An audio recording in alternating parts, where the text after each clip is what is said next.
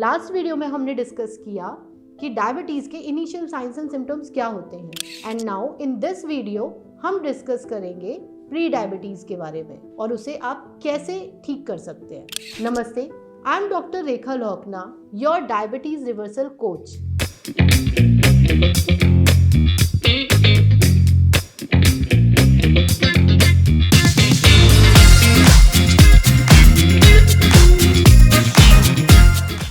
अगर आपका fasting blood sugar level 100 से 125 के बीच में है या फिर HbA1c की वैल्यू 5.7 से 6.4 के बीच में है तो आप प्री डायबिटिक की रेंज में फॉल करते हैं। प्री डायबिटीज वो कंडीशन है जिसमें आपकी ब्लड का शुगर लेवल तो हाई है पर उतना हाई नहीं है कि आप डायबिटीज की रेंज में आओ।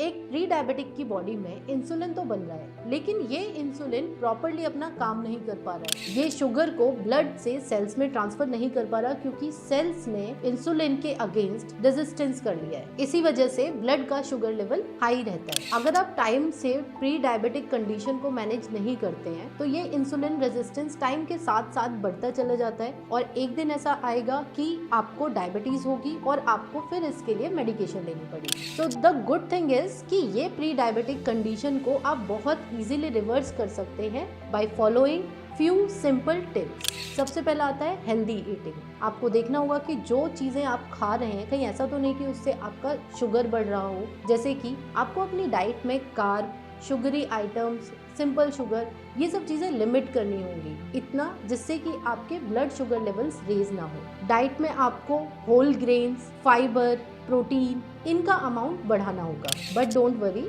अपने नेक्स्ट वीडियो में हम डिस्कस करने वाले हैं एक detailed diet plan for diabetic people, जहां हम आपको बताएंगे कि आपको अपनी डाइट में क्या चीज़ें इंक्लूड करनी चाहिए ताकि आपके शुगर लेवल्स कंट्रोल रहें। Plate method. जब भी आप अपनी मील ले रहे हैं आपको अपनी प्लेट को डिवाइड करना है जिसमें 50% पार्ट आपको देना है नॉन स्टार्ची वेजिटेबल्स, जहां आ सकती है आपकी सब्जी और सैलेड। बाकी जो बचा हुआ 50% है उसे आप बराबर डिवाइड कर सकते हैं। इन प्रोटीन, आपको कोई प्रोटीन का एक सोर्स लेना है जैसे कि दाल या पनीर या छोले, राजमा, इस तरीके की चीजें। एक पोर्शन में आपको अपना कार्ब लेना है, रोटी, चावल, दलिया, और एक पोर्शन में आप चाहे तो एक फ्रूट की सर्विंग रख सकते हैं। Third and very important is exercising. At least 30 minutes की एक्सरसाइज या कोई वॉक आपको अपने रूटीन में इंक्लूड करनी चाहिए। अगर आप इससे ज्यादा कर सकते हैं तो वो और भी अच्छी बात है। Fourth is weight management. Obese लोगों को डायबिटीज होने के चांसेस बहुत ज्यादा होते हैं, तो अगर आपका BMI 24 से ऊपर है